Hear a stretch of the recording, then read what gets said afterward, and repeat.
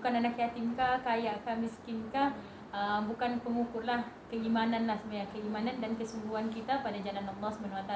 Hatta Rasulullah pun adalah anak yatim piatu kan, bila mana ibunya Aminah dan ayahnya Abdullah sudah meninggal dunia masa Rasulullah masih kecil lagi kan.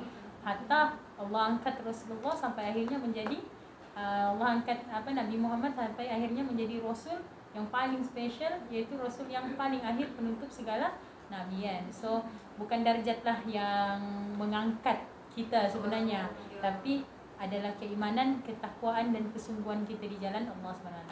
InsyaAllah. Okay, next, sambung.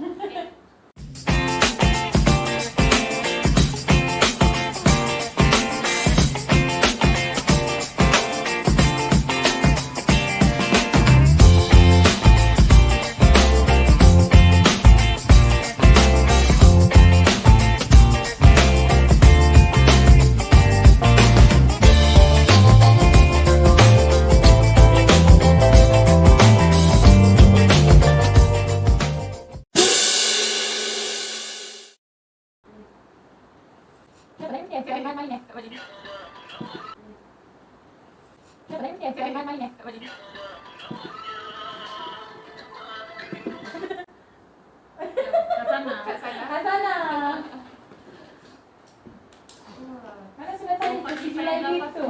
Sini sudah Julaibib. Tapi sebenarnya kakak sudah salah tadi. Kakak ingat sirah lain. Dia pasal buta juga. Dia tak buta. Itu si buta pula. Tapi itu sirah lain pula. Salah orang tu maaf pula. Salah orang. Julaibib dia punya kisah sama macam Hanzalah. Hanzalah, lupa si Hanzalah siapa. Hanzalah tu siapa? Hanzalah. Benar.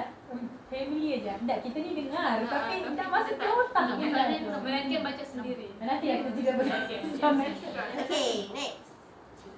Apa yang? Berapa bani utama Madinah? Bani utama Mak. Madinah. Bani utama. Bani utama. Aku tahu kisah siapa ni. Bapak Bani ni tahu dah siapa. Bani. Bani Bear. Bani and Friends. Yang kita tahu siapa? Bani Hashim. Bukan lah. Itu bukan. Madinah. Siapa yang bergaduh? Oh, Bani Aus dan Khazraj. Aus dan Khazraj. Yang baca lah, baru baca semalam. Ada 3 bani utama. Pertama, bani dia panggil Ansor. Ansor ni bani Ansor pula. Ansor ni ialah termasuklah Aus dengan Khazraj. Lepas tu yang ketiga Yahudi. Okay, Yahudi dia ada pecah. Yang besar yang berpengaruh Bani Qainuqa dengan Bani Quraiza dengan satu Bani Nadir. Okey, tapi antara ketiga-tiga Yahudi ni yang paling memonopoli kepada munafikun adalah Abdullah bin Ubay. Abdullah bin Ubay ni adalah daripada Bani Qainuqa. Macam mana je dia? Qainuqa. Yahudi Qainuqa. Nadir dengan Quraiza. dengan Qainuqa. Yang paling dominan Qainuqa ni lah. Ya. Qainuqa ke Qainuqa? Qainuqa. Oh, Abdullah bin Ubay. Abdullah bin Ubay ni dia adalah ketua kepada Yahudi Bani Qainuqa. Dan dia ada pasar lah. Bani yang paling dominan sebab Bani Qainuqa ni dia ada pasar dia sendiri. Untuk orang kata perniagaan dia. Tapi satu benda yang kita boleh belajar daripada Madinah ni, rupa-rupanya bila baca sirah Madinah, yang selalu bergaduh siapa? Aus dengan Khazraj. Diorang ni selalu bergaduh. Yang untung adalah Yahudi. Yahudi adalah orang yang sangat mengambil keuntungan atas kerbalahan diorang ni. Sampai akhirnya Islam datang. Maksudnya Nabi Muhammad dan dari Muhajirin Mekah pergi ke Madinah. Yang ketiga siapa tadi? Kan dia ada 3 Ansar Yahudi. Ansar tu dia pecah 2. Aus dan Khazraj lah. So diorang ada 3 tu. Oh, gitu.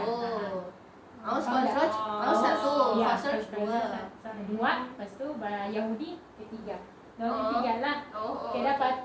Okay. Kan Cuma Ansar tu dia gabungan 2 sudah. Sebab Ansar kan maksudnya yang tinggal di Madinah. Ansar tu yang 2 tu sudahlah. Muhajirin kan Mekah, Ansar Madinah. ini kiranya sebelum kedatangan Islam. Dan 3 bani lah. Dan memang sebelum kedatangan Islam di Madinah tu, memang inilah Bani apa, dua bani ni, Aus dan Khazraj ni memang selalu berperang dan selalu mengambil keuntungan adalah Yahudi lah. Tapi bila baca tu baru kita nampak itulah kan. Allah kata dalam Al-Quran apa, bukanlah Yahudi ni bila dia menepati perjanjian dia, dan bukanlah Yahudi ni bila dia kata dia akan side dengan Islam. So sebenarnya dia sama juga dengan isu Palestin. Pernah ingatlah masa kami pernah ada TOT dengan Sheikh Murawih, dia Palestin, dia duduk Turki ke Jordan sekarang. Satu je dia pesan, apa-apa berkaitan dengan orang Islam semua adalah agenda Yahudi. Walaupun lah kita cakap sikit-sikit lah Yahudi, sikit-sikit Yahudi, tapi sebenarnya daripada sirah di Madinah tu kita sudah boleh tahu sebelum Islam datang pun asal memecah belahkan ni memang sifat Yahudi. Kalau Yahudi di tempat tu memang tak akan aman tempat tu. Itu benda yang kita boleh belajar lah. Sampailah Islam datang dan menyatukan semua. So memang Islam ni betul lah. Islam ni adalah agama yang menyatukan dan agama kedamaian.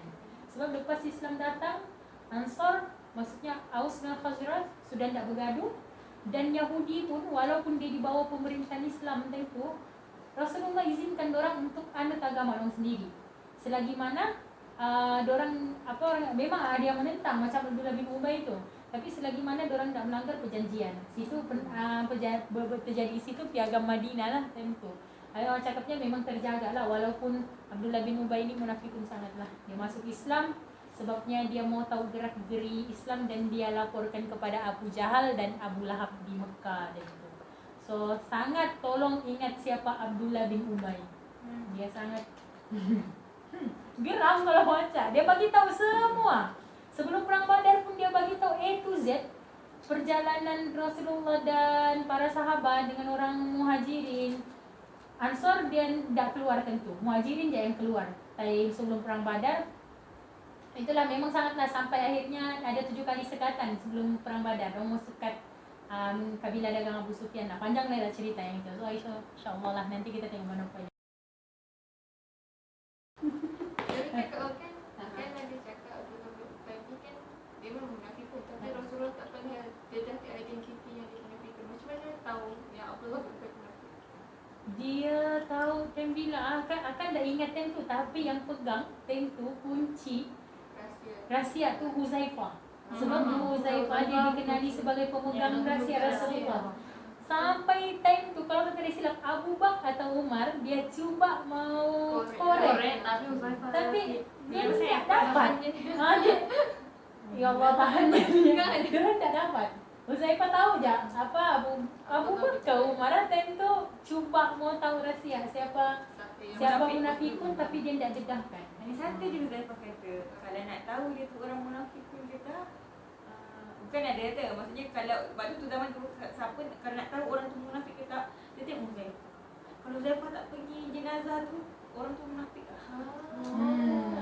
Masya-Allah. So Abdullah bin Ubay tu meninggal waktu Rasulullah sedang hidup ataupun Abdullah bin Ubay akan dah ingat bila dia ni. Dia panjang lagi lah mungkin sebab Abdullah bin Ubay ni setiap siri perang dia ada. benar kalau Dan Rasulullah tak bunuh dia. Pernah tertanya dengan siapa kakak tanya? Siapa Kak Diha ke Kak Miza? Tanya, kenapa anda Rasulullah bunuh je Abdullah bin Ubay ni? Satu je, sebab Allah mau kita kenal munafikun ni macam mana ciri-cirinya. Allah mau kita belajar daripada sirah tu, orang munafikun ni macam mana? Apa yang dia akan buat? Supaya kita boleh detect. Macam sekarang kita nampak pun siapa yang bukanlah kita tahu. So kita boleh nilai, orang yang begini yang kononnya dia side Islam tapi sebenarnya dia apply pun Islam tu macam mana, dan dia side kepada orang yang bukan Islam pun. Itu sebenarnya kenapa Rasulullah tak bunuh Abdullah bin Ubay. Kakak pernah tanya, dia boleh je mau bunuh dari awal. Tapi kalau Rasulullah bunuh dari awal Abdullah bin Ubay itu sampai sekarang kita tak tahu macam mana wali munafikun itu punya karakter. Macam tu lah. Hebat kan Allah ni? kita boleh buat unboxing Abdullah bin Ubay sahaja. Betul. Teringin mau tahu dia punya. Betul, boleh kaji. Sebab dia setiap siri memperdagel jadi. Kita cerita pasal. Nanti kita mungkin next content kita boleh cerita pasal Abdullah bin Ubay. Sebab dia sangat pengajak. Okay. Berapa sudah? InsyaAllah satu lagi lah. Last one. Last one. Nanti kita buat part 2. Okay, sampai saya pun sudah. Okay. Betul Kak, aku nak cakap. Ayolah. Aku nak cakap. Dia ambil dah sudah tengah takut. Because help me then. Okay. Okay, soalan dia Khabbab Khabbab bin sahabat Rasulullah, siapa dia? Khabbab ke khabbab? Dia kat sana. Khabbab. Ya tahu dah siapa yang tulisnya kalau Dia pengen kat tahu. sana. Siapa? Bukan akak. Oh, kat sana. Kalau akak kat sana tolong, tak tahu. Alhamdulillah. Sahabat Rasulullah siapa dia? Khabbab. Kakak pun dah ada idea. Dia macam tak jual panjang sangat. Apa cerita dia? Khabbab bin Al-Arat ni dia salah seorang sahabat Rasulullah lah. Antara yang terawal meluk Islam pada masa tu. Ni masya-Allah kan mana yang kita tahu kan sahabat yang berislam awal ni dia tergolong daripada golongan hamba, orang miskin kan. Dan pada masa tu penindasan dengan Islam sangat dahsyat kan. Betul. Bila mana yalah golongan hamba ni dimiliki oleh orang-orang musyrikin, orang Quraisy yang sangat orang Ibarat Umayyah. iya, sangat kejam kan dia punya apa tu nama dia punya seksaan tu sampai contoh macam Umayyah bin Khalaf dia seksa Bilal. sampai meletakkan batu di perut, menjemur. Tapi masa tu apa yang Bilal cakap? Ahad kan. Satu. Tu dah apa lagi keluarga Yasir macam mana Sumayyah dibunuh kan, direjam macam Tapi tu pasal- sampai Pasal Umayyah ni kan kakak baca buku siapa? Abdul Latif. Okay. Rupa-rupanya, bukanlah rupa-rupanya, dia cerita sebenarnya sebab time sudah hijrah, saat bin Muaz dia pergi Madinah, dia pergi Mekah, dia mau buat haji dan tu. Dia dilindungi oleh Umayyah bin Khalaf. Dan tu Abu Jahal marah lah, kenapa kau lindungkan orang Islam? Sebab orang buat deal. Kalau Umayyah lindung dia time haji, nanti si Umayyah mau pergi Syam, sebab kan Syam lalu Madinah. Dia akan lindungi Umayyah kalau ada apa-apa. Terus sebenarnya Umayyah dia sangat kagum dengan orang Islam walaupun time itu dia musyrikin Mekah. Dia sangat kagum dengan orang Islam sebab Bilal. Sebab Bilal macam mana dia kena seksa pun dia tak berpaling, dia kata. Itu kisah orang Islam dulu. Kita ni aku dah tahu lah. Macam tadi Basiani. Masya Allah makin dibakar makin semangat. Kita kepanasan pun terus mau buka tudung guys. Masya Allah. Lepas tu kat sana kan. Itulah apa ni nama dia, Khabbab ni kan salah satu sahabat Rasulullah lah yang di mana diseksa oleh tuan dia sampai satu tahap dia dah tahan sudah. Rasulullah, dia jumpa dengan Rasulullah pada masa tu digambarkan keadaan badan dia, Masya Allah, digambarkan kulit dia hangus mengelupas dengan seksaan oleh tuan dia kan, sampai macam tu sekali. Dia jumpa dengan Rasulullah, dia cakap, dia tanya, ya Rasulullah, aku sudah tahan lagi. Sama macam tu lah. So digambarkan berapa kejamnya tuan dia tu kan, aku sudah tahan lagi. Bila pertolongan Allah tu mau sampai? So Rasulullah masa tu Rasulullah jawab lah, surah apa? Lupa lah. Yang di mana ayat yang tafsirnya macam ni, maksudnya adakah kiranya kamu beriman sehingga kamu diuji? yang Baqarah akak buat hari tu kan? Macam jawab. Boleh tengok buku. Adakah kamu beriman sedangkan kamu dah diuji? Surah tu dia related jugalah sebenarnya dengan surah yang ni, Al-Anfal. Ada satu ayat. 214. Baca sikit lah kan. Surah Al-Baqarah ayat 214 yang maksudnya, apakah kamu menyangka dapat masuk syurga dan tidak didatangkan ujian kepada kamu sebagaimana mereka yang terdahulunya dari kamu bergegar sehingga mereka yang beriman bersama Rasulullah berkata, bila lagi pertolongan dari Allah datang. Jadi Rasul kata sesungguhnya bantuan Allah itu dekat. Kiranya mau dikatakan tak boleh dibayangkan bahkan penyeksaan para sahabat yang ni kan, sampai satu tahap itulah macam macam Bilal, macam Yasir, walaupun dah ni ibunya dibunuh masih lagi menetapkan beriman pada Allah kan. khabab ni mau dikiranya real life life sekarang lah kan. Masya Allah. Sedih betul. Apa yang dia jual sekarang? Apa yang jadi? Kiranya sahabat dulu hadapi itu bah. Yang macam mana? Yang susah betul mau digambarkan dengan ini kan fizikal. Tapi sekarang kita tidaklah juga tambah sangat kan, melainkan saudara kita di Palestin yang bergelojak Masya Allah. Betul Gitu lautan. bergelojak Berdisiksa lah. yang keadaan Sangat begitu kan. Tapi kiranya bergejolak. bergelogak Kalau pustaka Dewan Bahasa. Dewan Bahasa dan Pustaka. Okey. kurang ilmu guys. sangat ni lah boleh kita ambil iktibar daripada ni lah. Kiranya even tahap macam tu pun Rasulullah sahabat mampu bersabar kan, patah lagi kita pada sekarang ni kan. Itulah saya sana kan. Ujian tu lah. Macam mana macam kalau cerita pasal ujian dengan ayat tu tadi memang sangat ingat surah Al-Anfal ayat 41 akan ingat. Sebenarnya ayat tu dia cerita pasal latar. Mungkin kakak pernah cakap dari Nahawat. Ayat tu cerita pasal latar rampasan perang selepas daripada perang Badar. Sebab sebelum tu kan tak pernah berlaku perang. Jadi pembahagian harta rampasan perang ni apa kalau itu tu dia macam tak tahu lagi macam mana mau bagi. Tapi ayat Allah turun, Allah kata kalau kada silap 1/4 ke 4/5 daripada harta rampasan perang tu adalah Allah mau untuk Allah dan Rasulnya. So di situ sebenarnya Allah mau uji kan. Perang Badar ni, Ahlul Badar ni bukan senang-senang tau dong dapat title Ahlul Badar yang sampaikan dorang memang confirm masuk syurga. Sampai confirm masuk syurga, sampai ada satu perang tu yang cakap apa yang cerita, ada satu Ahlul Badar tu dia terpecahkan rahsia kepada pihak musuh. Sampai Abu Bakar Umar antara dua tu dia mau bunuh yang Ahlul Badar yang terpecahkan rahsia tu. Tapi apa Rasulullah cakap? Dia adalah Ahlul Badar. Itu je Rasulullah cakap. Terus dah kena bunuh. Mau cakapnya besarnya efek sebab dia Ahli Badar je. Besar sangat efek dia. Tapi mau cakapnya sebelum dia dapat title Ahlul Badar tu ujian dia Masya Allah. Dari sebelum tiba-tiba perang dan orang tu dah lah macam tak bersedia kan, tiba-tiba perang. Itu satu ujian dia, tiba-tiba berjuang.